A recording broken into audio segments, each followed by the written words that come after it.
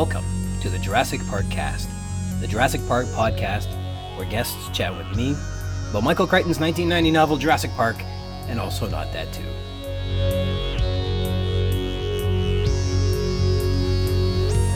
My name's Ryan Rogers, and I'm a big dumb Jurassic Park fan. Welcome to episode 25, version 4.4, recorded on August 2nd, just after the Civic Long weekend. Thanks for joining me today. A continued thank you to Kristoph Ochs of SNALE, SNALE. Check out his incredible album on Spotify and Bandcamp. And today's intro is from the song T-Shirts, and our outro is Death Victory. We have our corrections today. I'm reading the novel Misery by Stephen King, and I was searching my streaming services for the film, and I found it. But I didn't want to watch it until I was finished reading the book, but literally the very next day I changed my mind and I said, I'll just watch it right now while I've got the chance to watch an R-rated movie and the kids are out. And then it was gone. So carpe diem, everybody. I caught COVID-19 the other day. That was a mistake. I don't recommend it. That whole ounce of prevention is worth a pound of cure, that's a real thing. And I feel like we put in a bit more than an ounce of protection into this COVID thing, but it was unpleasant all the same. And if you eat couscous, be sure to chew it as much as you would chew fruit or something, because you'll discover remnants of unchewed couscous if you do not chew it well. Dinosaur news. Today we're reading the chapter version 4.4, where Dr. Wu is imploring Hammond to dumb the dinosaurs down a bit. Their behavior and metabolisms are entirely unexpected, and therefore not planned for. As Grant put it on the tour, their speed and capabilities for coordinated attacks far exceeded even his expectations. And he was on the front lines arguing for fast, hot-blooded animals. So this week's news focuses on Deinonychus, who reopened the hot-blooded debate like Tolkien reopened Middle-earth with Return of the King, and then some other perhaps unexpected dinosaur behaviors that far exceeds what was commonly believed that they were capable of. So we'll start off in 1969. John Ostrom's paper, Osteology of Deinonychus antirrhopus, an unusual theropod from the Lower Cretaceous of Montana, revealed that Deinonychus was a, quote, very unusual carnivorous dinosaur. Quote, the species is characterized by a number of features that indicate an extremely active and agile animal, fleet of foot and highly predaceous in its habits. It says, and elaborates that the common three-toed bird-like foot posture was altered in this animal, as the killing claw was lifted off the ground while these animals walked. Quote, the standard tridactyl theropod pes is modified to a didactyl foot.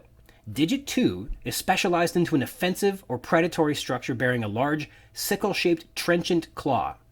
Of particular significance is the fact that this offensive structure occurs on the foot of an obligatory biped, they say.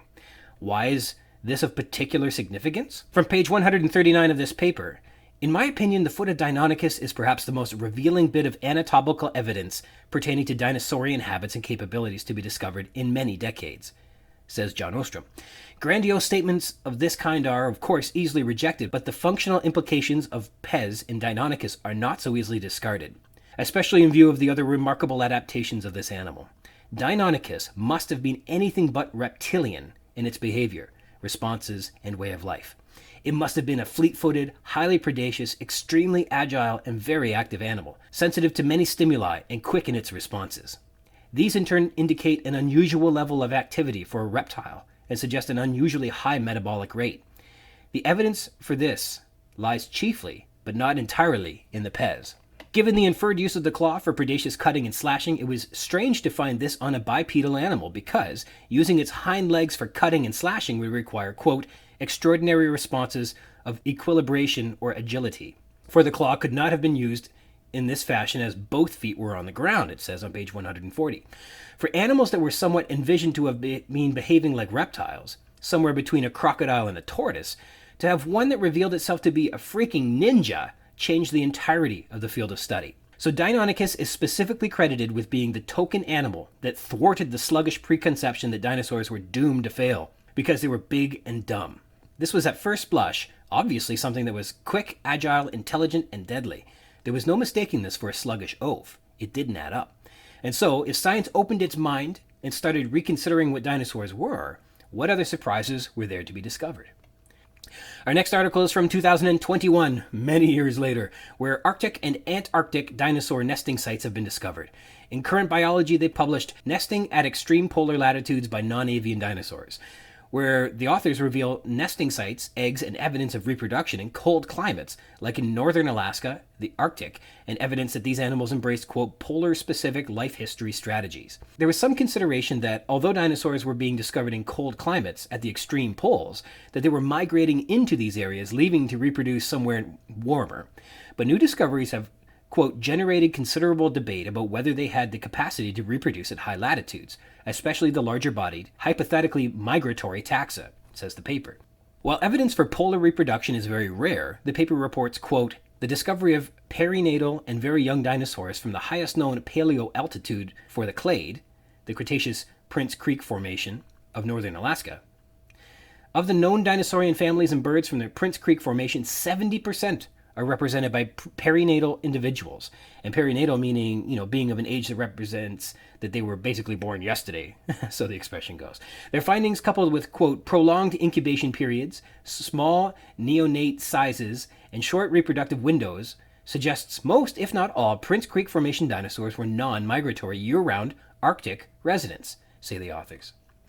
So this is so far north that this includes environmental conditions like the extended periods of winter darkness and freezing temperatures, which would, quote, place severe constraints on the dinosaurian reproduction, development, and maintenance, suggesting these taxa showed polar-specific life history strategies, including endothermy, meaning they were hot-blooded.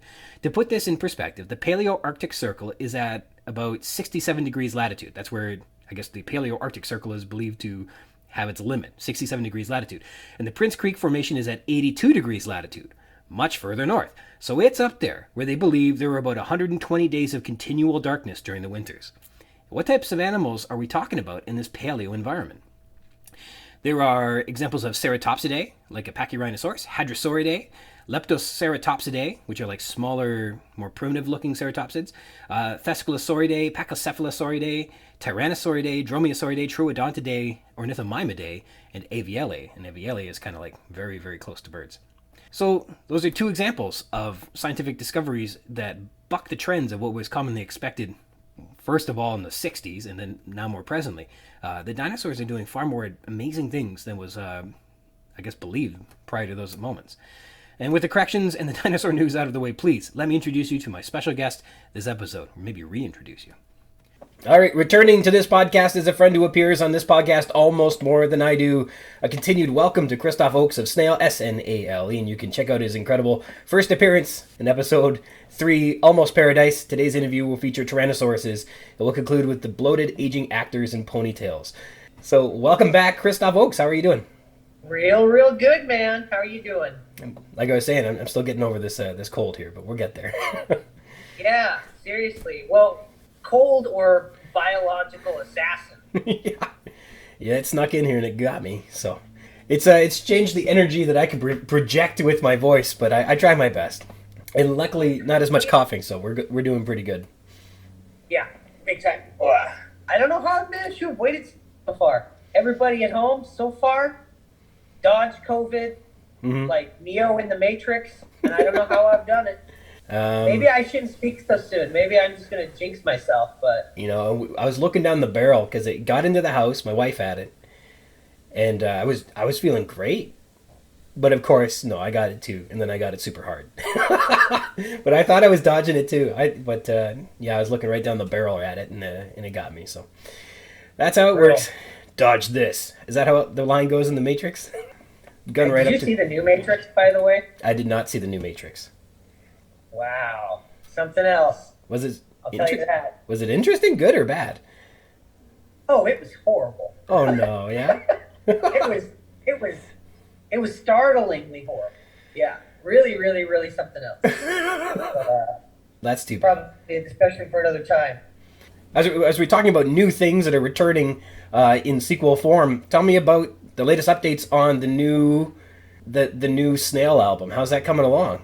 So close to done, man. Yeah. The only thing we have left is I'm trying to get some backup vocals recorded from other folks. But the first handful of tracks are with my engineer getting mixed right now. Really hoping it'll be done soon. I also shot a music video that's right. too, but I did it completely by myself in the spirit of how I did the first album completely by myself. Mm-hmm. and I'm really not sure if I should ever show it to anyone. It's pretty bad. There's like in a way, it's kind of fun, but I don't know. I'm really debating. It's hard to know like at what point you've just jumped the shark. So that might come out too. Typically, what happens is I'll recognize something's a bad idea, but I'll just get like too bored and I'll do it anyway. So we'll see. But yes, thank you so much for asking. New album forthcoming. Probably have a track from it out fairly soon. Wow. So how many new songs are going to be on this one? I feel like 10's the golden number. Right. Like 10, that's, AC/DC's Back in Black is 10 tracks. I feel like that's kind of like the blueprint for good decisions just in general. Okay. So I think just 10 is how you do it, You got to look at it if this was like in a vinyl format, 5 on one side, 5 on the other side. Mm-hmm. There you go. So that's kind of what I think that's my rule of thumb. Generally, it's just 10 tracks. So got 10 tracks this time, that's for sure. I recall you telling me that the first album was something that you achieved sitting on your couch during the pandemic, all by your lonesome there, and it's fascinating that all of that was able to emerge, kind of under those restrictive parameters, living there.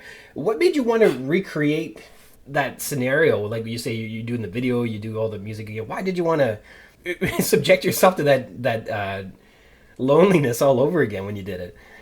It just seems like sometimes. Well, so one thing I think that art withers without restrictions of some kind. Like if you just try, like you need some sort of gutters in the bowling alleys of your creative expression. Like there needs to be like some kind of lines you got to stay in, and usually you just got to impose them upon yourself a lot of the time.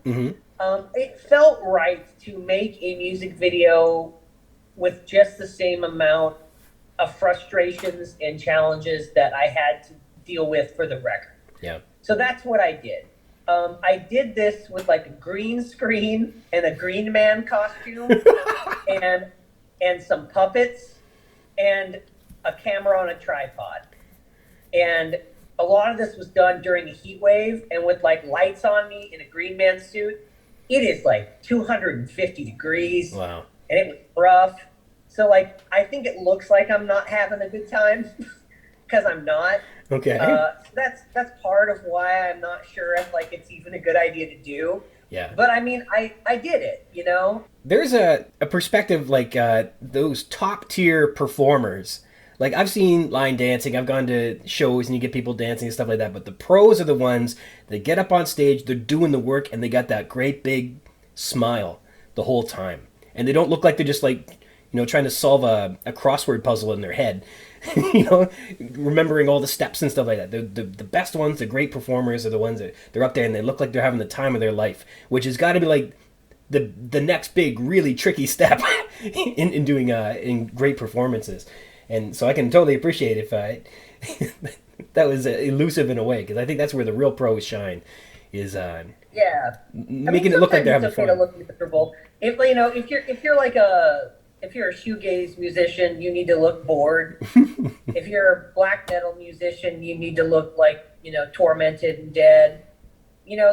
That's fine inside of their respective genres, but I don't know. Yeah, I think I needed to bring more energy to it rather than just like, obvious misery. I don't think that was appropriate. That's cool. So I know on the first album, it said band formerly known as Shrek 2 soundtrack, and I love that. There's something delightful in the playfulness there. Is there a bit of a story behind that at all?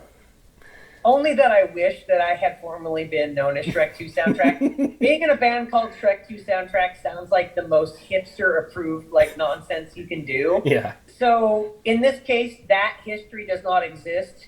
So I have just fabricated it. And, let's say that SNALE was called Shrek 2 soundtrack for 15 minutes one afternoon. Yeah. While I was just, eating lunch. Boom. Done. I just thought it was a weird, funny thing to do. And I do like the idea of maybe sometimes going by that name as sort of a troll. It's funny because it's not like the Shrek original motion picture soundtrack. It's Shrek 2.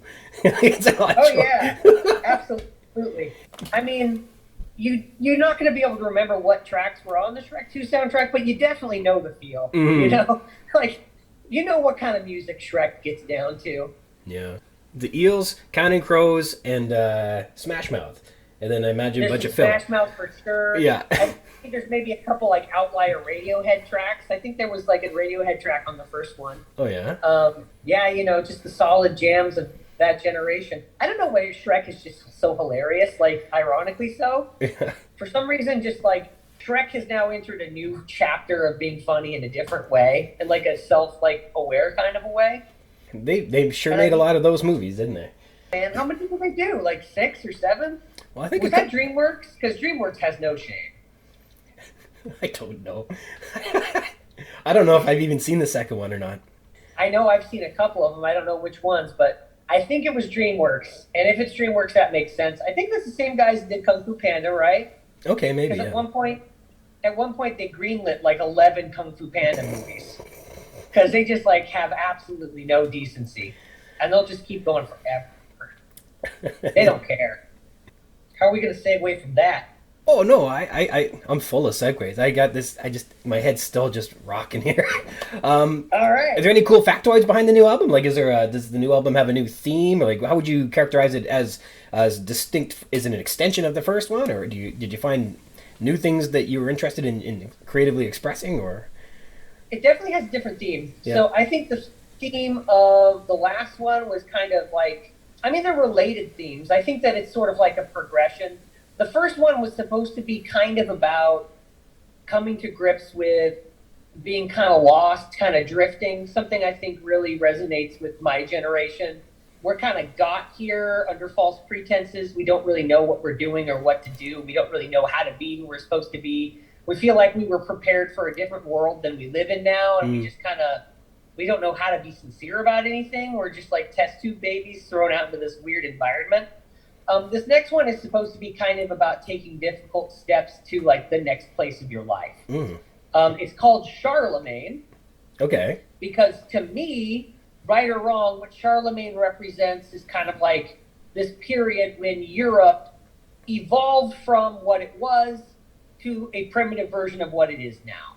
Charlemagne, as he was told to me, is this figure that kind of took this giant rabble that was Europe at the time and got them under one umbrella and sort of started what became the modern Western world. So to me, that's kind of what he represents. Reining it in, getting your monkeys all in a row, and then kind of starting to move ahead, as painful as that is. That's kind of what the album's supposed to be about. That's neat. That being said, I want it to be warmer. I feel like the last one was exactly how it should have been, but it felt kind of like a colder, rainy day album, and I want this to be kind of a sunshine summer album. Okay. So that's kind of what I'm trying to do.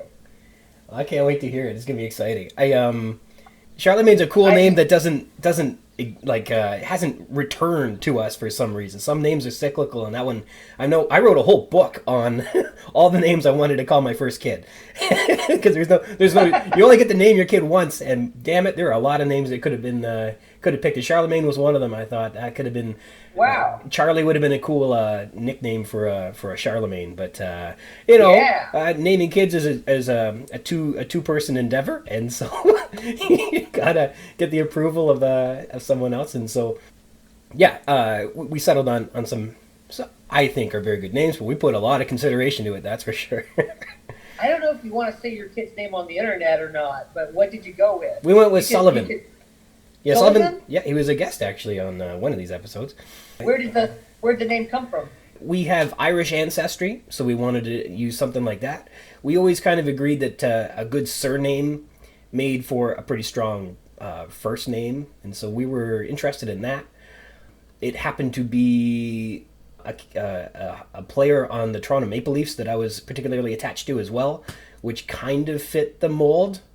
And I wasn't so sure what we wanted to do with it, but it matched with the second name we picked. So we have the second name is like a family name that we added for his middle name, which goes back on my dad's side a couple generations. So we put a lot of consideration into it, and we're happy with it. Here's what I love about it. Yeah. They can go either like ultra fancy, like Sullivan, mm-hmm. or you just go straight Sully. Yeah. And Sully is like a different energy. You know what I mean? Yeah. Like you can, like if you want to now I'm going to hang out with my more, tough as nails pals, I'm going to be Sully over here. Mm-hmm. But then I'm Sullivan, in the fancy restaurants. Like you can pivot quick between two very different energies with that name. That's excellent. It worked out cool, so we're very happy with it, that's for sure. And it was no easier doing it the second time around, I'll tell you that. What did you go with the second time? We had Felix, the second one. Felix? And so I knew a kid named Felix when I was little. Well, it wasn't a particularly common name, so we didn't want to be like that. Like, I grew up with Ryan, and I don't know where Ryan came out of, but in, 1979, 1 in 5 people got named Ryan for a good 15 years. It's weird how that happened. And it's weird. Baby name trends are a very real thing. So I remember when I was in college, I worked at a bookstore. Actually, it was Borders Books, which is a huge chain that doesn't exist anymore. But I was at Borders when those Twilight books were really popular. Mm-hmm. And in the Twilight books, there was 2 vampires had a baby, and they named the baby some name that wasn't even a real name. They combined 2 people's names and made a new name. And that year, a bunch of babies were born, and they were given that fake pretend vampire, young adult fiction name. Mm-hmm. And it's just that stings, man. When you grow up with a name that's not real and is very traceable to such a profoundly lame source, that's rough, buddy. That's really hard. I do kind of have in the back of my mind when I have kids, if I have kids, I want to try to avoid getting one of the very trendy names, because you're very right. Mm-hmm. Well, it's an interesting exercise. I imagine naming an album would be just as challenging, and I kind of like that you went with Charlemagne. That's really good. To kind of point on what you said a minute ago about it, it was a name that to me at the same time felt like it was had a lot of connotations to it, but was still kind of ambiguous. Mm-hmm. You think something about that name, but you don't know if you're right, Yeah, There's right. something about it. So anyway, it felt correct. So speaking of names, I have been meaning to ask. So the one track on the first album, so sometimes it's unfair to ask somebody, what does this mean, or why did you say this? Because I think a big part of appreciating art is in the interpretation from each of the users.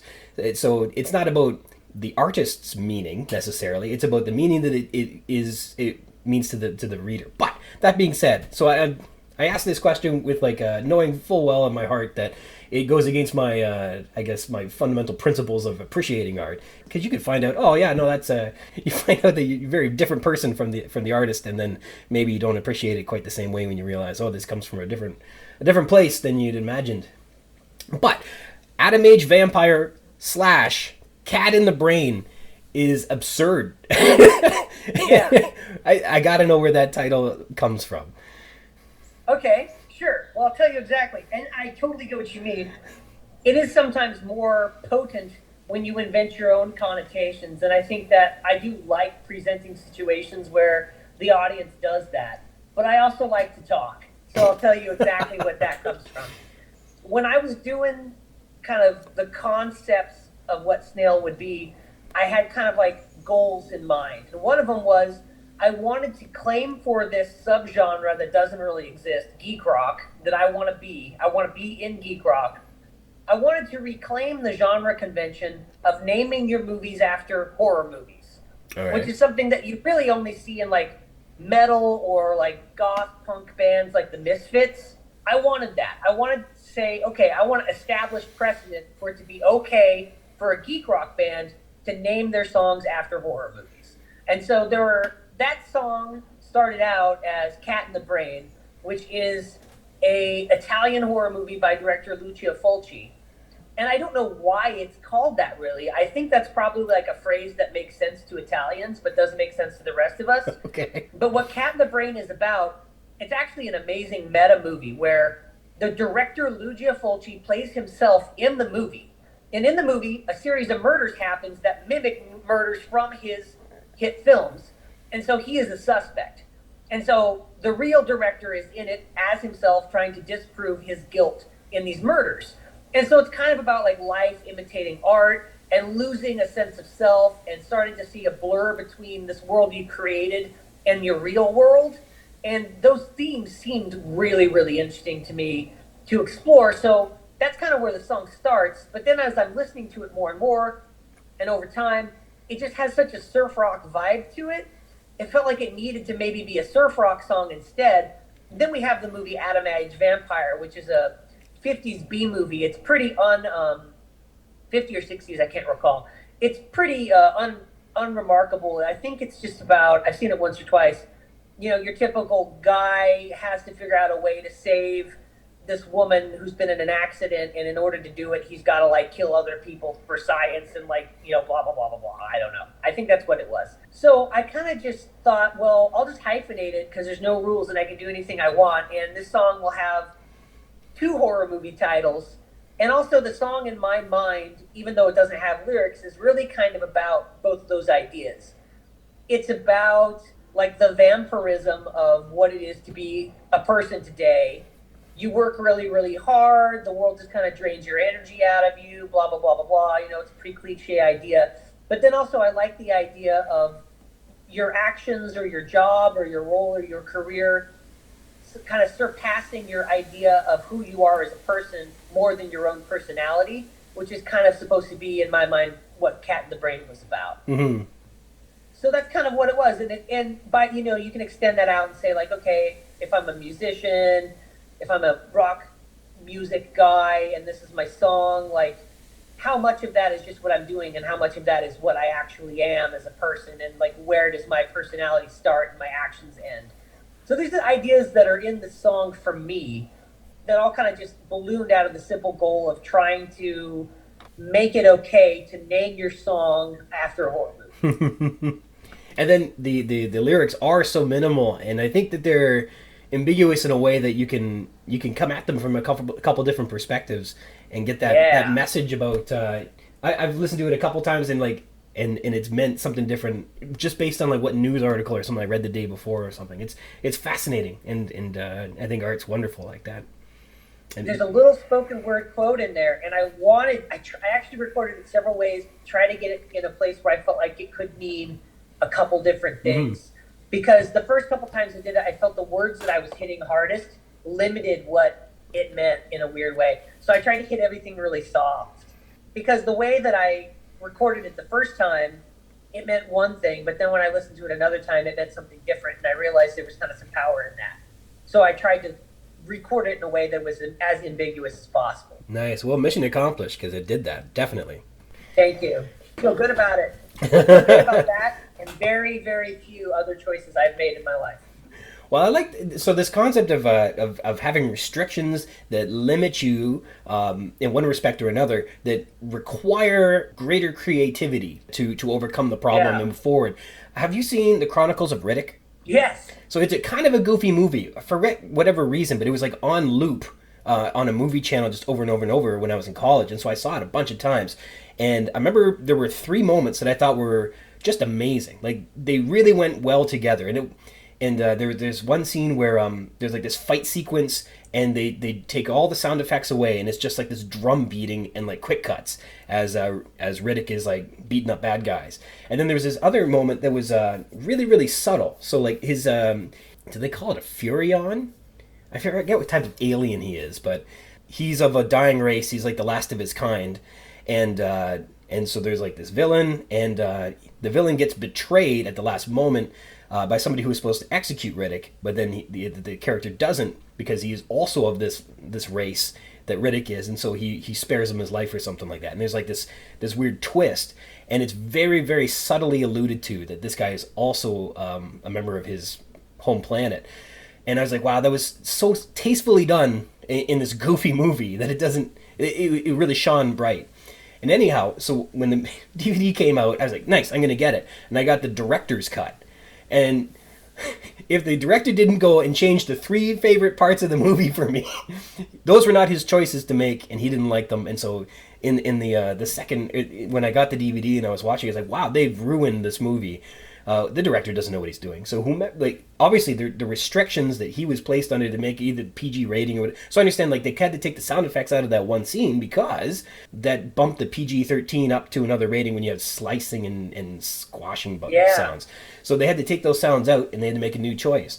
And then the other part was like they went into like a whole backstory and a flashback. Like it was such a subtle moment where the betrayal happens and he goes, I'm actually on your side here. It was so heavy-handed in the director's cut, where there's all this backstory that he... And so, just, I can appreciate so greatly that, even, like, whenever you see a film that's directed and written by the same guy, they're 3 hours long, you go, yeah, there's some choices that were not, hard choices were not made here, and this movie's likely not going to be very good. It's so weird. It's weird. So, I mean, obviously there's exceptions to the rule, but I think another good example of that same phenomenon is The Warriors. Okay. The original Warriors, fantastic, cult classic, and if you watch it, like, I guess it's loosely based on The Odyssey, but, like, so loosely that you don't know that, really. If you think about it, you're like, oh, that's really cool. Wow, what a cool idea to take something and be like, completely reinvent it to the point where it feels like a new thing. And it's like, wow, what a tasteful thing that director did. And then, 30 years later, he puts out the director's cut where he's like, oh, by the way, this is about the Odyssey. And, the very beginning, there's, this, ham-fisted, heavy-handed, very blatant explanation about how this is the Odyssey. Mm-hmm. And it's, just absolutely brutalizes the subtlety that made it, cool. Yeah. It's just nuts, because, the director's cut is kind of the version of that movie you can buy now. To find the old version is pretty tough, and it's so much worse because he really, really deflates what was so special about it. Mm-hmm. It's like movie makers who come in and say you got to change this and this and this, know what they're talking about when they try and harness some of that control from the directors. It's like they know what they're talking about. But sometimes, yeah. And so speaking of limitations and making difficult creative decisions under duress, you wanted to come back and talk about the terrific Tyrannosaurus film, Tammy and the T-Rex, or Tanny and the Teenage T-Rex. There's a couple different titles there. Yes. So from what I read about this, it sounds like somebody was like, hey, I've got access to an animatronic Tyrannosaurus for 2 weeks. You want to make a movie? Yes. And the guy was like, I will have to write something then. Okay, so we got so much to say about this, but I'm going to tell you straight up, believe it or not, I think what we're looking at here is the best possible scenario. It's maybe hard to believe, but I think this was the best outcome we could have asked for. Mm-hmm. And yes, that's exactly what happened. This movie is the result of a guy just having access to a decent animatronic T-Rex mm-hmm. for 2 or 3 weeks, depending on who you ask. And man, oh man, this is Stuart Russell, who also directed Mac and Me. Oh yeah. So the last time he shamelessly ripped off a Steven Spielberg vehicle, we got Mac and Me. Yeah. Now we're getting his shameless ripoff of another Steven Spielberg movie, and we get Tammy and the T-Rex. I gotta tell you, we are very fortunate to have gotten what we did. I really think this was the best possible outcome with what we had. When I was watching it, there was this weird combination of some of the elements were really well done. The casting was excellent. The videography was fine. The acting was pretty good. The sets were a little lacking. The script was obviously a problem. The Tyrannosaurus was good for what it was. It had a lot of good ingredients, but it was obviously rushed in a way. It was a legit production, but also a very B, C, or D level movie at the same time. And it was a really bizarre mash together of what they put in there. And I remember just being impressed with the cast. It really was that they got. Yes. I guess we'll cover it as we go, but it was impressive in a lot of ways, and disappointing in all the rest of the ways. But it's such a bizarre movie. Okay, let's be honest about this though. What were we probably going to get? We're hot on the tails of Jurassic Park. The dude who did Mac and Me has access to an animatronic T-Rex. What do we have every right to expect? Basically another Carnosaur. but maybe worse, right? Instead, we get this. I'm very happy with this versus that. It's a pretty ghoulish movie at times. It's a movie that knows it sucks, but it's also like pretty fun. Yeah. And yeah, like the cast is actually kind of low-key incredible. Yes. Which I've got stuff to say about that. We'll cover that for sure. But shall we kind of break down the premise for the folks at home? To somebody who hasn't seen it, what can they expect when they stop and put this into their machine? Okay, ladies and gentlemen, so here's what this movie is. Tammy and the T-Rex, a.k.a. Tanny and the T-Rex, a.k.a. Tammy and the Teenage T-Rex, is the story of Michael, very much kind of like the all-American boy who's a nice guy, played by Meet the Deedles star Paul Walker, when he was like, I think 22. He falls in love with Charlie Sheen survivor Denise Richards, who plays Tammy. And they are just having a great time. Everything's wonderful, except that Tammy has a jealous ex-boyfriend who is coming after Michael pretty hard. And as, you know, is known to happen, eventually Michael is mauled to death by a lion as a result. I guess not to death, though. He's in stable condition, but he's messed up pretty good. So he's taken to a hospital where local mad scientist / venture capitalist Dr. Wachenstein, played by Terry Kiser, who was not only in one of the Friday the 13th movies, but was more famously the star of The Weekend at Bernie's. He played Bernie. Yeah, he's Bernie Lomax. He's Bernie Lomax. And in this one, he's the bad guy, and I've got to say, he's pretty good in it. He's terrific. He's funny, he's great, he's very entertaining. His accent really comes and goes. It wanders around quite a bit. I don't know if he's supposed to be like an American faking an accent that just meanders or what. So his whole thing is he needs the brain of Michael.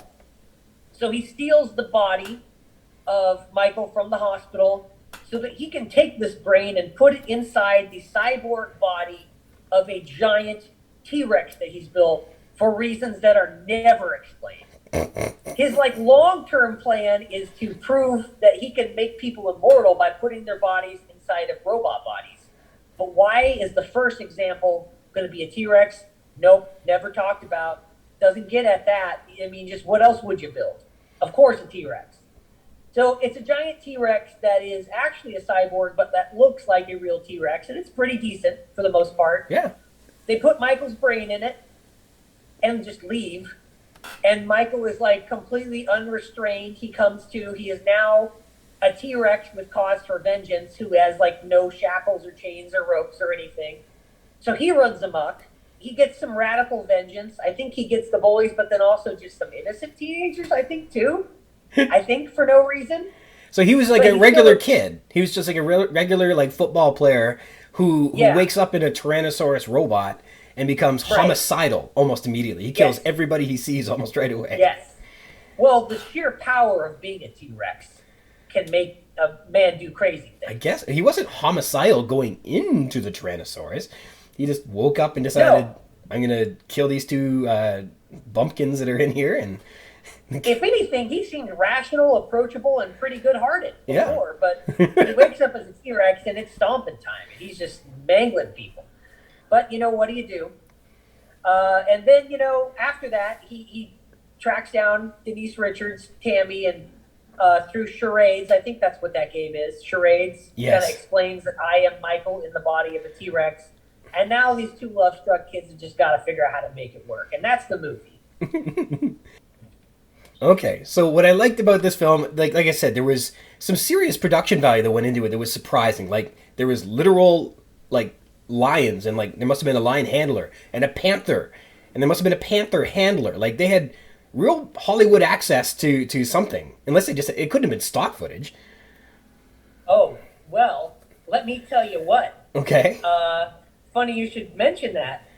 Director Stuart Raffle, in addition to being the director of Mackie, for a long time, his role on movie sets was animal handler. Okay. So more than likely, he either handled it or just knew guys.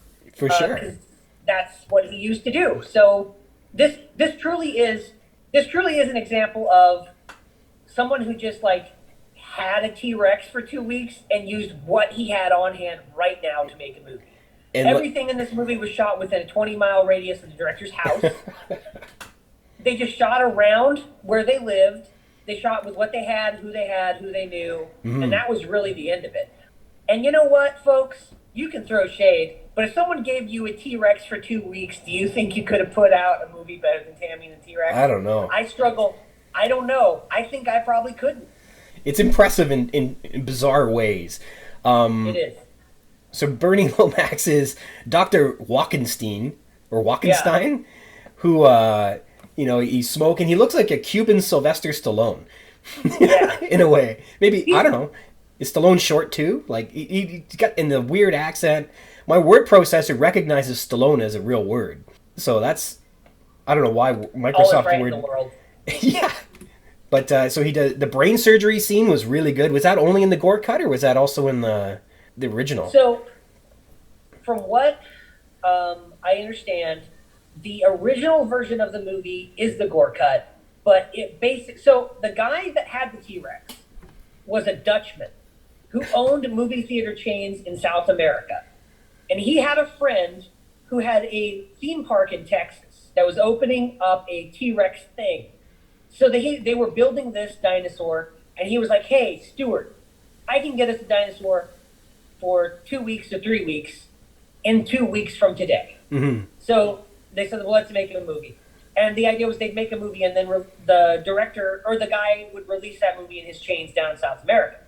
So Stuart makes a movie, gets him the cut, and the Dutchman goes, "Well, this doesn't fly by my Dutch sensibilities, so I'm going to recut it for my theaters."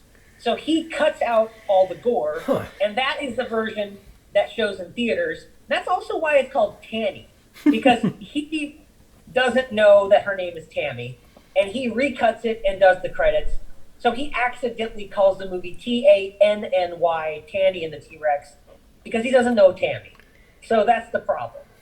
So that's the version that winds up on home video, which is the only stateside release the movie gets for almost 25 years or whatever, until Vinegar Syndrome gets a hold of the 4K element release, blah, blah, blah, blah, blah.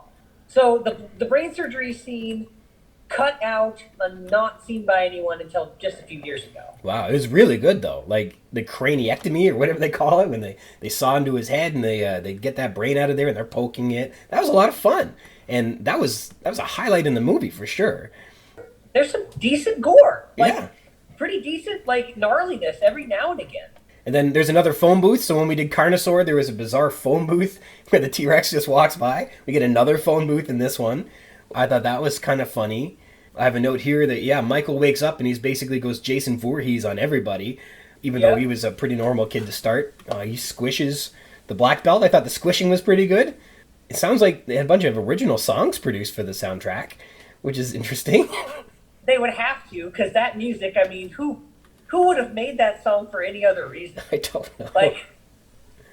I think one of my favorite, small details in this movie is every time Michael, as the T-Rex, tries to do something, there's these little gloved T-Rex hands, which are, so far away from where the T-Rex's arms would be on his body. Yeah. It's just kind of like his giant T-Rex head, and then the arms coming up from, the bottom of the screen, which is, anatomically hilarious to me. It's just something about how that's done is so inadvertently hilarious. Also, I think my favorite scene in the movie is there's a scene where Tammy and Byron, who we will talk about a little bit, which is kind of like a sidekick character, try to dig up Michael's body to put his brain back in it. And when they open the coffin, he is just a mess in there. Yeah. And everybody freaks out, including Michael. And then the bad guys show up, and people keep falling into the grave over and over, and everyone is hysterical. Everyone's upset. They keep falling in this grave. It's just awful for everybody. Yeah. And something about that scene is hilarious to me. Two things. One, somehow inside of the casket, it was also full of rats. Yes. Full of rats when they went to put him in there.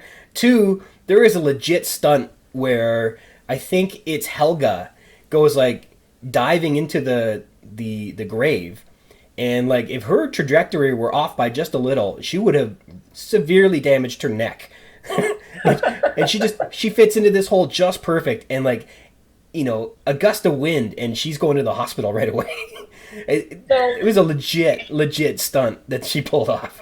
Let's talk about some of the cast really quick. You bring up Helga. Mm-hmm. I want to say, I got a couple notes here, so I just pulled up my little notepad. Helga, so a lot of people in this movie go on to do a lot of things or had done a lot of things, as we alluded to before. Helga's actually one of them. So Helga is played by Ellen Dubin. She did so much voice acting after this, including a lot of video games, a lot of the Star Wars animated shows. Oh, yeah? She was also in the new Dune. Okay. And she was also in Napoleon Dynamite. Yeah, I was surprised. Yeah. Apparently, also, Denise Richards says that Helga, that actress, Ellen Dubin, was in such amazing shape that Denise Richards asked her, like, how she is in such good shape. And then basically after that, just ripped off her, like, workout routine. And, like, that's why Denise Richards was able to stay in good shape. Oh. So there's that. One of the lab assistants in this movie, one of the little cronies, is played by John Franklin, who is Isaac from Children of the Corn. Yeah, he was great. Isaac in Children of the Corn is a crazy, iconic character. Mm-hmm. And very recognizable immediately in this. And his voice is wonderful. He does like little he plays with his voice a little bit and it turns out awesome. His whole character doesn't have it, but when he's like being playful in the movie, he sounds cool. He does. And then I think the other character that's really, or other actor that's big to bring up is Sean Whalen's in this. Yes. Who was also in Children Under the Stairs. He played Roach. I think his name is Weasel in this. Yeah. But he's in everything. Yeah, he just shows up like a weird-looking dude in a lot of stuff. He is. And he is a weird-looking dude, but he rode that weird-looking face all the way to the bank. Yeah. Yeah. And with good reason. But yeah, like, so this cast is actually, like, weirdly super impressive for what it is. You know what? Writing... So like I said, some of these things are amazing. The casting director was amazing. But, like, the script was not. There's just so many interesting parts that came together so well. And other parts that just, like, were obviously black holes in talent. That's true. So I think the casting director was Stuart Raffles' wife, I think. Oh, yeah? Well, she must have the dirt on a lot of people. Yes. What it sounds like, I watched an interview with him, and he said that he went to work writing the script. He had, like, 2 weeks to write the script, and his wife put together everything else in the meantime. And they just, like, shot the movie within 20 miles of their house, what they had, who they could find. And I think, like, Fortune just really smiled on them because they got a lot of really, really talented folks. And you know what? Yeah, the script is really terrible, but again, man, the clock's ticking. You're going to have a T-Rex for, like, 2 wonderful weeks. And you don't have a lot of time to figure out what you're going to do with it. What would you do? I don't know what I would do. I can't imagine what movie I would make. That's a fun thought exercise, but... I'm surprised he didn't film the sequel while he was at it. It's a very ghoulish movie, though. It is. There's a lot of, like, grave robbing and, like, breaking into morgues and, like, checking out cadavers and stuff. Yeah, there's a lot of that in here, but it knows that it's goofy. Like, this is a zany movie. It knows that it's very dumb. There's a really, really good performance by the minister during the funeral. I remember that guy. His timing and delivery were just spot on. I don't know who he was, but I remember being really impressed with the minister during the funeral. I thought that Billy, the guy fresh out of jail, had a real David Duchovny look to him, sort of. That's kind of neat. I really like... in terms of good dialogue, I think a lot of people just winged it. Like, there's one line where Tammy says, "I never want to see you for the rest of my life, ever."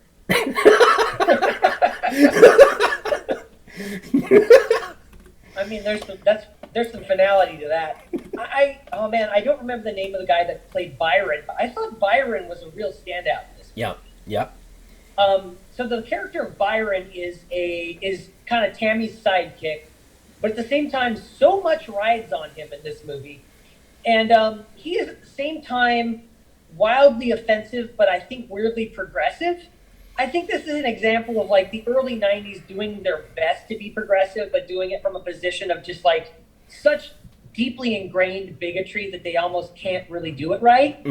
But like, this is a character that he's a black guy who dresses as like Afrocentric as he can. And he's also a homosexual, and they portray him in a very clown-like way. But he's also just embraced and loved, never belittled, and shown to be a very loved and valuable member of like his friend group universally. Like, nobody has a problem really with Byron. A couple of the cops act like he's, a couple of the cops say some disparaging things about him, but the cops are kind of like buffoons who are mostly kind of, you're meant to hate anyway. Yeah. I don't know, but the character of Byron is pretty funny. He's the son of the sheriff, so he can kind of get away with a little bit more than everybody else. And Tammy kind of relies on that when she's doing some of her like shenanigans. I remember there's a part where he's driving the truck that has the T-Rex in the back of it, and the cops are trying to get him to stop. And he like knows the cops on a first name basis because his dad's the sheriff or whatever. Yeah. And they're like, Byron, slow down. He goes, I didn't do anything wrong. And they're like, you stole a dinosaur. And he's just like, he's my friend Merle, and I'm keeping him. And he like drives off or something like that. And something about his delivery was really funny to me. I think that character is really good. And it is kind of interesting because it is at the same time, I think, good intentions handled badly. I think we were talking about the Michael's brain charades. I think that was goofy. And had they done it just a little different, I think that bit where he bites the yellow rose could have been the perfect, culmination of that charade. It's like, yes. But they do it right up. The very first thing they do is bite the rose. And then they play the silly charades afterwards. It's like, they should have switched that around. I think that would have been a better way to do it. Because it was a nice image. Because Michael... Tammy can't accept the rose from Michael because she has the jealous ex-boyfriend, and so she needs to not date him, even though I think they are dating and are in love, but they're not because she's not allowed to date him. I don't know how that even plays out because it was written poorly. But then she returns the rose and he bites it because he has to, I guess, get rid of it, but he's being cute. And I thought that was really well done, and it was a great callback when they do the charades. And I think they just could have played it a little better. I think that's really the message of this whole film is it could have been better. I actually think that's brilliant. Like, if he had kind of like bit the rose and that had been what like proved, like, you know, what told her, that should have been all she needed right there. Absolutely. That would have been great.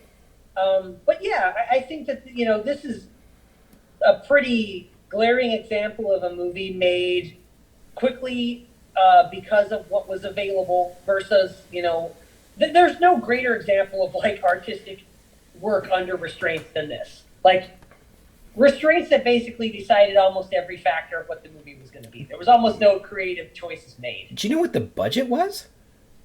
No, I don't actually. Can you imagine how much money they burned through in 2 weeks to make this thing?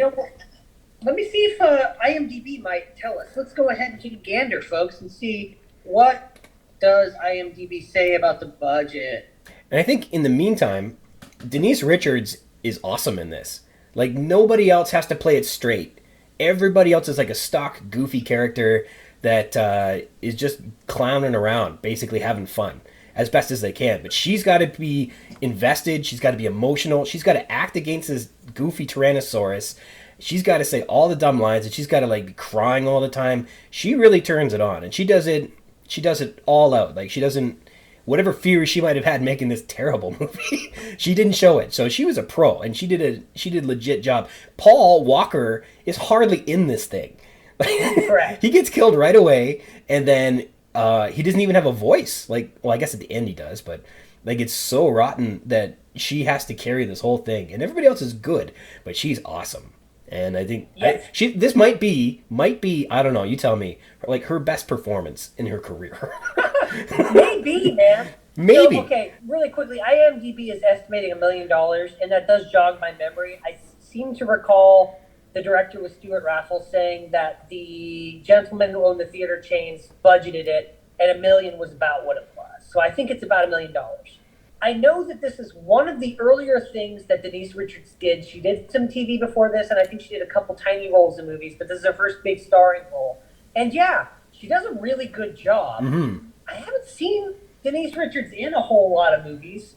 She was what are some roles she's even been in? She's in Wild Things. She can start Troopers. Yeah, they actually. So there's an interview with her on the Vinegar Syndrome 4K Blu-ray for this, and that in and of itself, I think, says a lot. That she's actually got a good attitude. She's willing to talk about this movie.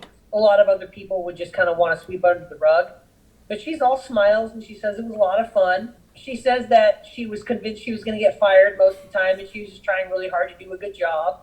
Yeah, I think she did great, and she seems to be pretty cool about it too. So that says a lot.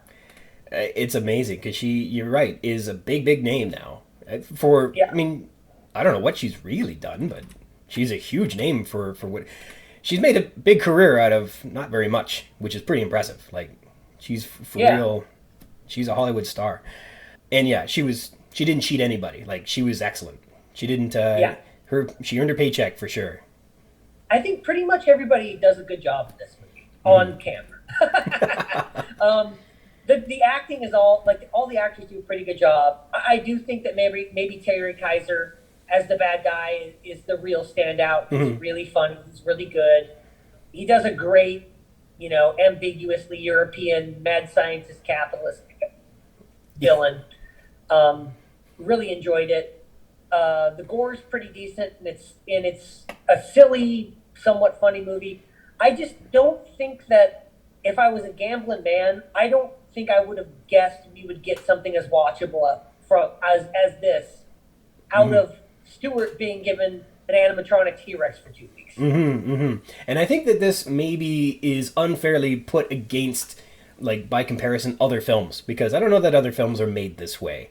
And it's almost a little unfair to say, here was a crazy lightning in a bottle sort of opportunity that they made a film out of, versus other films are usually produced much more with much more preparation and things like that. So I think this is the second best dinosaur-based movie of the early 90s. I do think so. Maybe. I think it's Jurassic Park and then Tammy and the T-Rex, and everything else is in distant third. Really. I mean, come at me. I know Theodore Rex with Whoopi Goldberg is out there. The Mario Brothers adaptation is out there, and I'm standing by it. I think Tammy and the T-Rex stands the test of time. I think it's weirdly enjoyable. Yeah, and it's not too long. It doesn't drag on. It's about 90 minutes on the dot, more or less, I think. I think it's 91 minutes. I would say that this is going to be in the Paul Walker Holy Trilogy of Tammy and the T-Rex, Meet the Deedles, and Monster in the Closet. Okay. Which is a movie Paul Walker was in when he was 8 years old, where he plays a child prodigy scientist that has to fight a monster that teleports from closet to closet and threatens to destroy the planet. As they do. Highly recommended. Well, speaking of well-produced, well-acted films that come out of the 90s, you took upon yourself a flogging or self-flagellation project to stop and watch every Steven Seagal movie made. What made you think that was a good idea, and how is it going? Well, nothing made me think it was a good idea, because it's not. It's going okay. I just finished, which one was it? Fire Down Below, I think. So Steven Seagal's always terrible. But some of these early movies are not that bad, because they're kind of just typical cookie cutter early 90s action films. He is just a clown pretty much in all of them. They're very cliche. He's pretty awful. But some of them aren't that terrible. They're cliche and they're dumb, but they're fairly watchable. But I am very quickly going to get to a point where that's no longer the case. I am, the time of even close to watchable Steven Seagal movies is just about to close on me. And I'm going to be thrown into a world of just constant, that's very, very rapidly approaching me as I work my way through these movies. So you're going chronologically? Is that how it plays out? Yeah, I'm doing it chronologically. Started at the beginning, the first one, which was Above the Law, and just working through them somewhat slowly, pacing myself a little bit.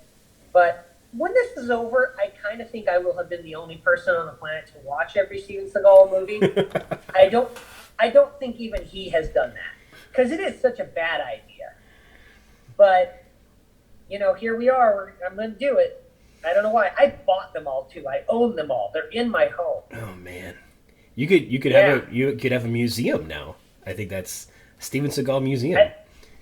I think this is like, I need to write into like my will that if I pass away, one of my friends needs to get rid of those before anyone can investigate my home. Like, that's the thing I'm embarrassed that people will find in my house.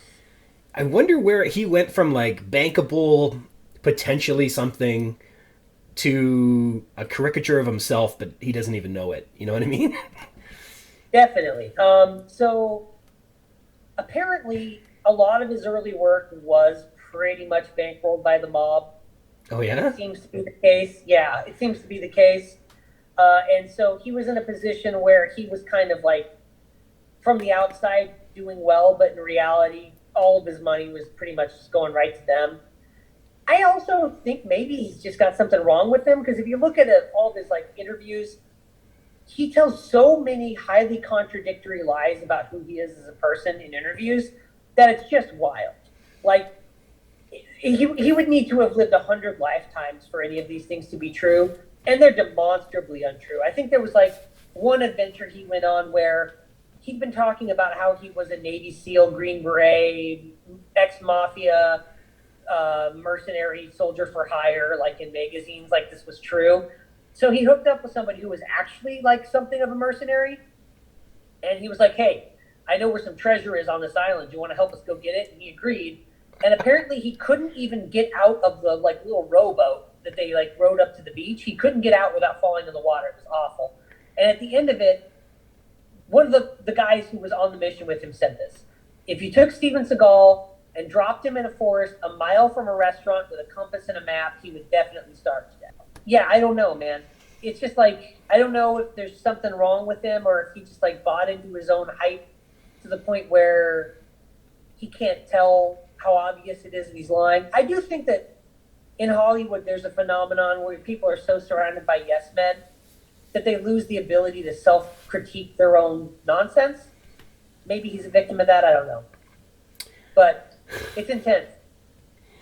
Well, I hope you're enjoying the films. It sounds like the worst idea ever, but I'm glad it's bringing you some joy. It's kind of like, I think, power lifters. Like, does a power lifter enjoy the pain of like trying to lift something heavy? Definitely not. But he enjoys afterwards, knowing that he has overcome this. I think that's where I am at. Like, I'm not enjoying this, but when it's over, I will feel like I've like made it through the gauntlet. There will be a homecoming and a parade to celebrate your return from this chore, your Herculean task. I think penance might be a good way to put it. I don't know. It's just it's a trial, but it's a Herculean trial I need to overcome. So here we go. I'm going through it as quick as I can. Well, it looks like we're almost out of time here. When can people expect the new album? What do you think? I'm hoping by the end of the year, but it's hard to predict these things. But hopefully by the end of the year. Right on. That's really cool. I'm excited for you, man. It blew, like, I was so surprised. Like, I had no idea that you did anything like this, and when you just say, well, I've dropped something here or something like that, and you click on the link and you check it out, it just wasn't what I was expecting that day at all, and it blew me away. I was really impressed. So now I see it coming, so we'll see how it goes. Yeah, let's hope I can pull it off twice in a row. But thank you so much, Ed. I really appreciate you saying that. Oh, it's super cool. I'm so glad you could come back. This is amazing. Yeah, dude. We'll have to find something else dinosaur related at some point to talk about. I shall peruse my shelves. Will you let me know? Well, I'm so glad I found the gore cut too. That was exciting. Yeah. Best version to see for sure. Special thank you to my returning guest, Kristoph Ochs of SNALE. Thanks, Chris. The text this week is version 4.4, a chapter spanning from pages 120 to 126. A synopsis. Dr. Henry Wu approaches Hammond to discuss restocking the park with version 4.4. The dinosaurs are too fast, but he thinks he could tweak them so they meet the visitors' expectations. And this would be what would be seen in version 4.4. But Hammond isn't listening anymore, and he dismisses Henry Wu. Characters. We get John Hammond, of course. Hammond wonders if Wu's explanations about cloning were well received by the consultants, and Wu changes the subject. He has no interest in talking about version 4.4. As Wu's recruiter, Hammond regards his employee with a patient and paternal ambiance, we're told on page 120. But now that Wu's work is complete and almost fully automated, Hammond doesn't listen to him as much anymore. We learn that Hammond, quote, hardly ever even visits the island anymore on page 121. Hammond has never been interested in the technical details. Then he becomes dismissive with Wu, ushering him out the door, trying to reassure the scientist that he's done a wonderful job. But he is tender with Wu too. He puts his arm around him and they have a history, as suggested by the paternal ambiance mentioned earlier. When Hammond recruited Wu, he told him universities aren't the intellectual centers of any country any longer, because all the really important discoveries are made in private labs now.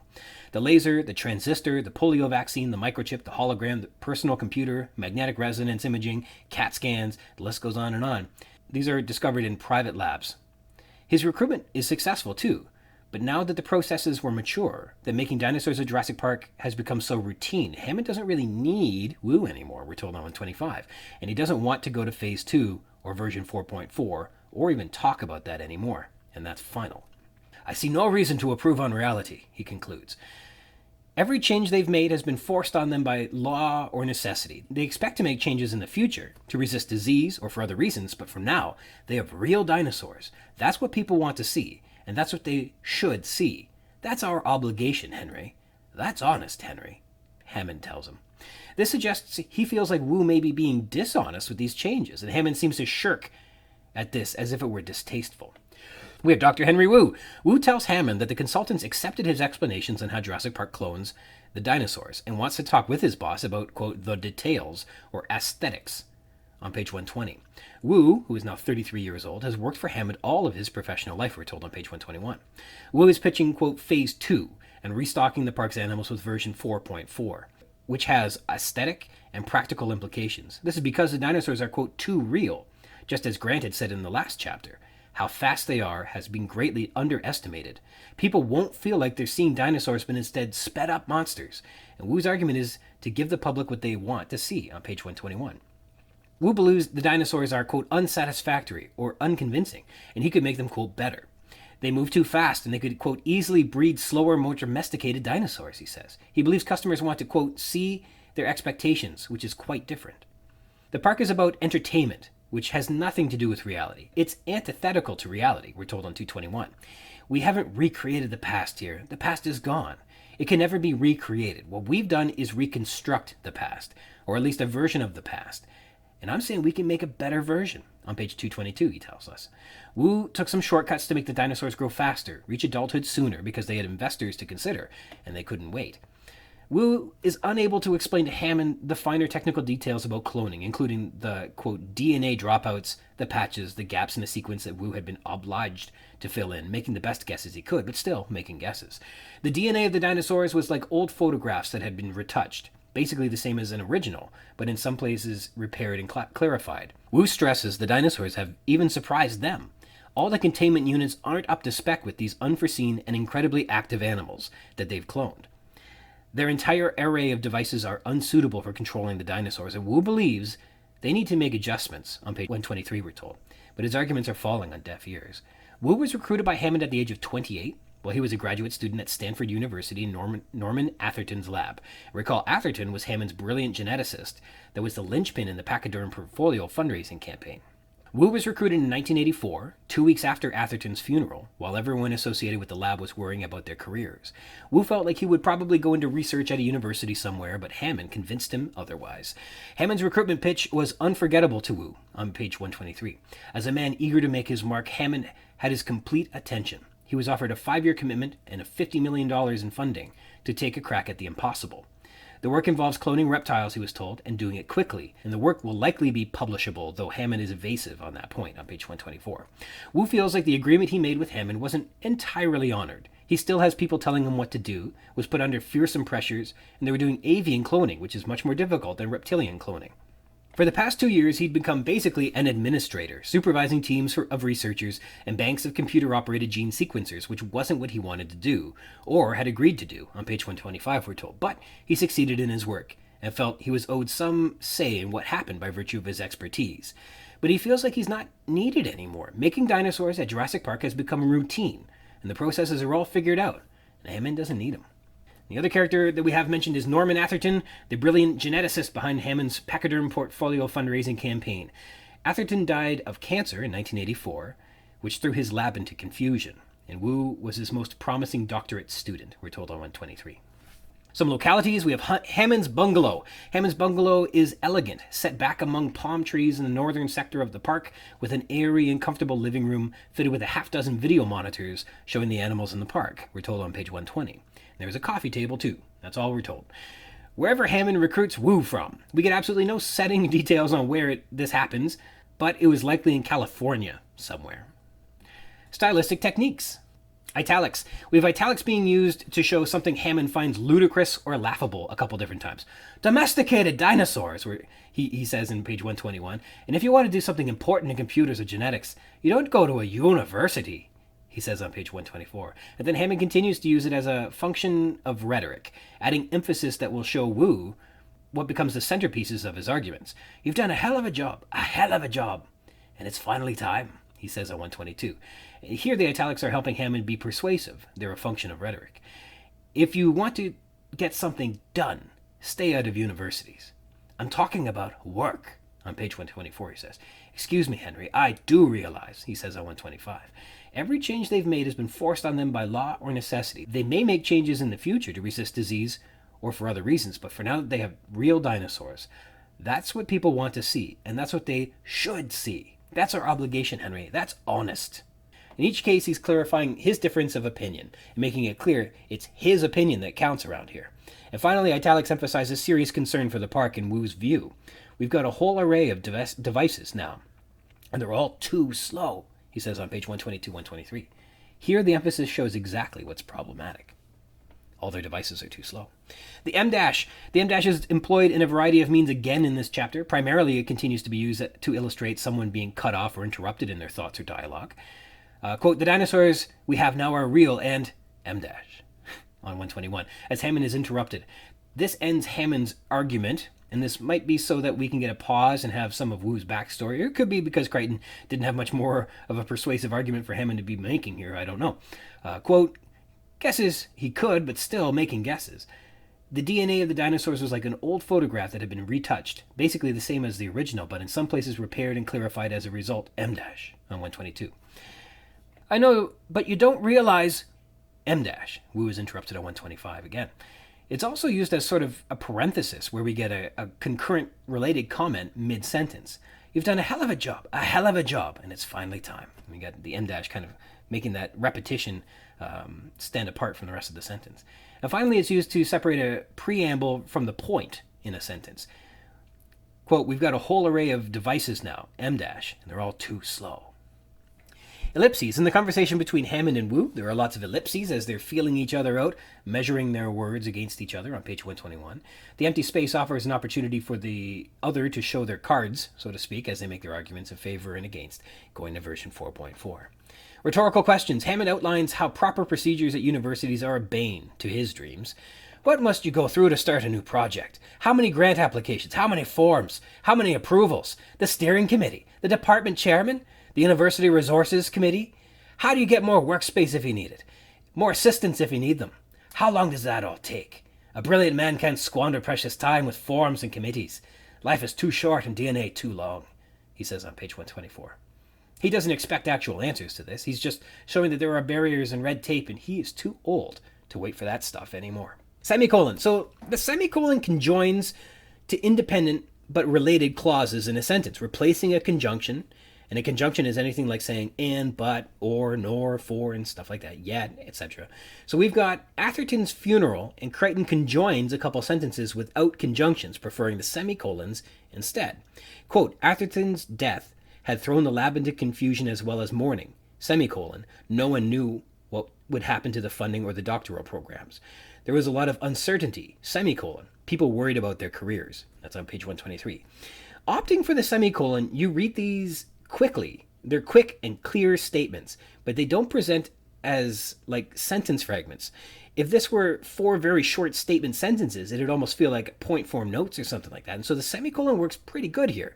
Yet Crichton could just as easily have used "and" instead of the semicolon. For example, Atherton's death had thrown the lab into confusion as well as mourning, and no one knew what would happen to the funding or the doctoral programs. There was a lot of uncertainty, and people worried about their careers. It changes the pacing, though, and that pacing makes it feel more frenetic, increases the anxiety, just a little. Quick, consequential problems being listed like this does feel a bit more desperate, and so this might have been a pretty good choice for Crichton, demonstrating Wu's vulnerability and Hammond's opportunism. So that's pretty neat. Parallelism. Atherton's death had thrown the lab into confusion as well as mourning. No one knew what would happen to the funding or the doctoral programs. There was a lot of uncertainty, people worried about their careers. Here we get, those same 2 sentences we had before. We get 2 sentences constructed identically, one right after the other. Again, parallelism draws attention to these comments, adds extra emphasis, almost multiplies the statements by a factor of 2 while you're reading them. Even though it's only written once, of course. The parallelism makes this sentence, which we've already described as frenetic and anxiety-inducing, and doubles it up. So it's a powerful little moment, and it's a good job by Crichton, even though it happens very, very quickly. Literary techniques. We have the similes. Quote, as if he smelled something disagreeable on page 120. Here, Hammond is already showing his cards that he doesn't want to get into this conversation with Henry. This is something apparently they've already discussed at length, and Hammond doesn't want to hear about it anymore. All that connotation is presented with him wrinkling his nose, as if he smelled something disagreeable. Quote, like film running too fast on page 121. We can picture those old-timey baseball clips of people running the bases, and because the frame rate was low and the playback was quick, the images appeared much quicker than in reality. Apparently the dinosaurs look just like this because it's expected that they would be slow, which they've proven not to be. Quote, the DNA of the dinosaurs was like an old photograph that had been retouched. And we can imagine an old photograph and how they're a bit too smooth when they get retouched. They're missing some of the details because it all got added in afterwards. And perhaps they're overly simplified because there wasn't enough data in the original source material for an authentic reproduction. So this is a neat simile as well, that the DNA has been simplified in some ways, that it's not perhaps authentic.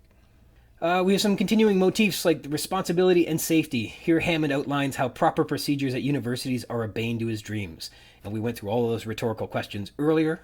What must you go through to start a new project? How many grant applications? How many forms? How many approvals? Etc., etc. These are systems of control for the purposes of safety and probably ensuring that money is spent efficiently and perhaps for safety or liability purposes. To want to race past these mechanisms of control is to open yourself up to greater risks, which may be irresponsible and definitely would be if lives are placed in danger. So that's another element of responsibility and safety that's at play right now. And as well, we have the illusion of control, which we've described as a hoax in earlier instances. Once again, we get the idea that a hoax is showing people what they expect to see. When Wu says that the dinosaurs have to be changed, slowed down because they're too fast, is not what people expect. And Hammond is outraged. No, the dinosaurs must be authentic. They must be real. This is honest. Them being real, not what people expect, is what makes them not a hoax. And so this idea that hoaxes are omnipresent is referred to again in this moment, but it's sort of inverted. The distinction is important here. Here we're seeing that the dinosaurs are not a hoax. The dinosaurs are authentic. The hoax is the illusion of control over those dinosaurs. The safety measures and protocols they've put in place, even though they've done it all without oversight, applications, permission, or approvals, again, as we had just said, is a high-risk method. The systems of control are a hoax. Their safety mechanisms only show them what they expect to see. We know that they're not sufficient, as is mentioned in this very chapter, that the animals are too fast for the safety measures that were developed. All their nets and tasers aren't effective on these unexpectedly swift animals.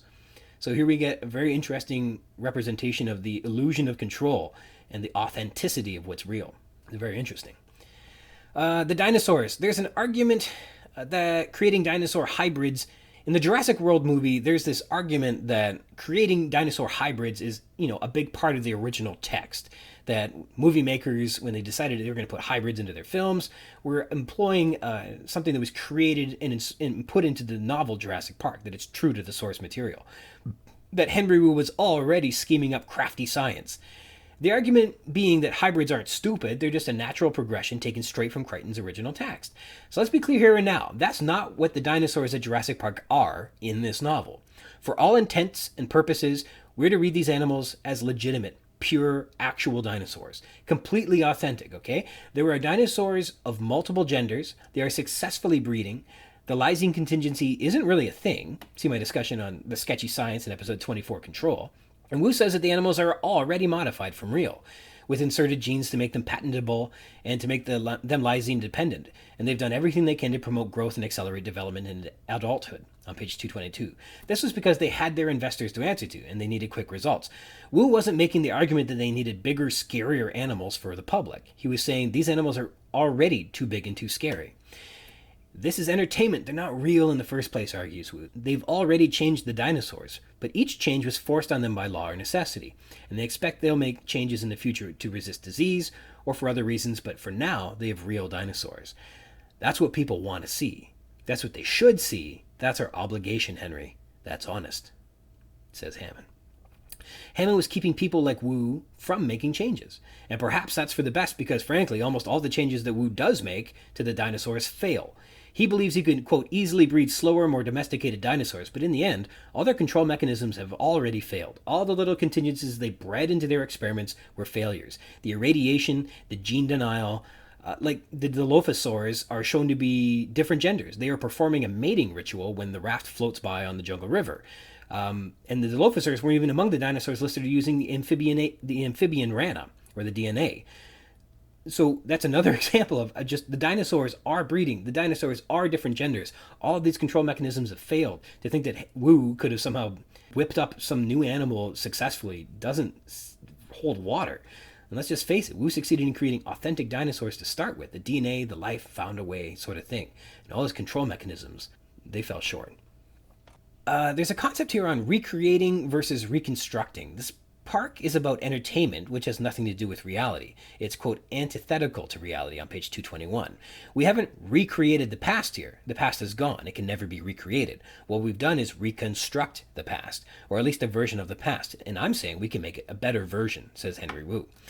What's the difference between creation and construction? Creation fits into that God complex we were talking about with Hammond and how he embodies that God complex. Construction is a far less mystical perspective.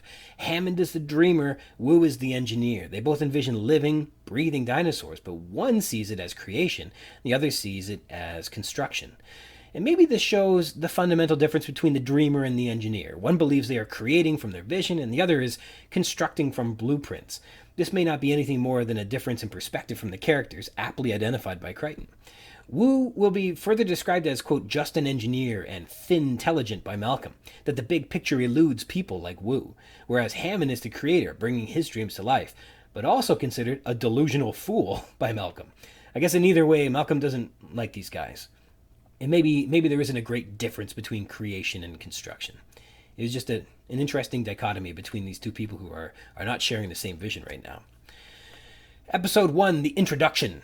In episode 1, the introduction, I suggested that Hammond and Crichton's characterization of the biotechnology industry were carefully aligned, that they share the same characteristics. Recall, the biotech industry was described to be a place where scientists have no ethics, science knows no limits, and people are playing with technologies that affect every living thing on Earth.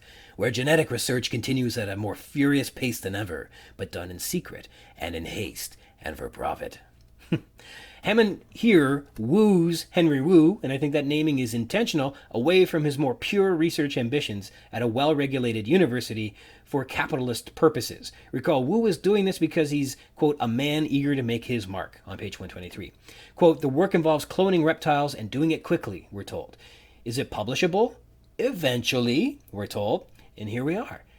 The research, it's being done quickly, it's being done in secret, and it's being done for profit. Once again, I believe Hammond is literally built as a characterization of the unregulated, unethical, unlimited lust of the biotech industry that Crichton 4 warns us about in the very beginning. Park management. This part gets me the most. Remember back in 87 when we started to build the containment devices? We didn't have any full-grown adults yet, so we had to predict what we'd need.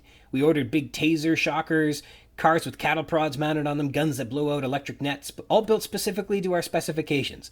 We've got a whole array of devices now, and they're all too slow, we're told on page 122 and 123. Quote, we've got to make some adjustments. You know that Muldoon wants military equipment, LAW missiles, and laser-guided devices on page 123. So take those statements and couple them with what we're told in episode 12, Hammond, that it was built with the goal of displaying 12 animals. But they've bred 283 herds of animals on this island. On page 61, we're told.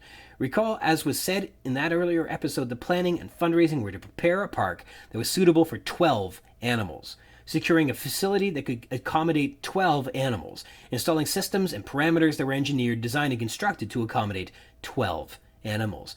And now we're seeing that even the control mechanisms were specifically designed for those animals. Only the 12 of them are proving to be far more agile, active, and fast. Their weaponry, their whole array of devices are too slow. And this probably feeds back into that control is an illusion, control is a hoax. Their overly ambitious and hasty quest for profits are obviously going to be their downfall here. Timeline. This is a little wonky, but hear me out. We're told that Wu had a 5-year timeline to, quote, take a crack at the impossible. That he was recruited in 1984, and that the park is a year away from opening as of 1989. So technically, he's burned through 4 years and $40 million. The park was due to open on September 1990, I believe, we're told on page 47. And if Wu is 4 years into his work, that means he would have begun in 1985.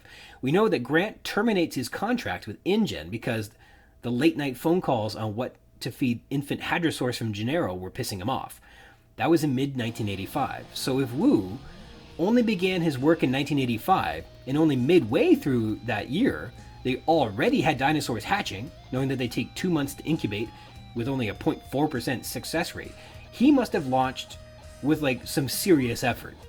For him to have just started in early 1985 and to already have results that are pissing off Grant in the middle of the night later that year, he must have had success almost immediately.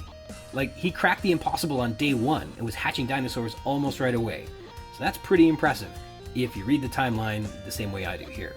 So that's our little story about, Henry Wu and the trials and tribulations since he entered into his new career under the misguidance of John Hammond. A big thank you to my guest today, Kristoph Ochs, for coming back and being on the podcast. Thanks, Chris. And I want to sign off also thanking you for joining me. If you'd like to read along in the book and add some thoughts to what we've been discussing on the show, or be a guest on the show and chat with me about anything you like about Jurassic Park, please do that by connecting with me at ryansrogers@gmail.com. And if you'd like to be a guest, you can drop me a line and we can try and set something up. We can rehash, tear down, gush over, and chit-chat about any part of the book, or also not the book, all you'd like.